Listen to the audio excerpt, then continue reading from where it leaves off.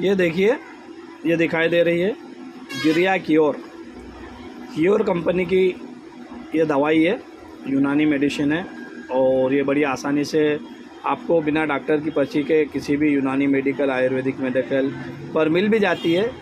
ये केवल पुरुषों के लिए है, और जो जवान बच्चे हैं जिनको धात की शिकायत है या इतलाम होता है यानी कि नाइट फॉल होता है, उन बच्चों के लिए बहुत ही लाभदायक और बहुत ही बढ़िया है। जो लोग सामान्य दुबले पतले, खाना नहीं खवाता है या खाना हजम नहीं होता है और वज़न नहीं पकड़ रहे हैं और जिनका वज़न नहीं बढ़ रहा है, उन सब के लिए ये 200 ml की है और मात्र 140 रुपये में आपको किसी भी यूनानी मेडिकल, आयुर्वेदिक मेडिकल पर मिल जाती है।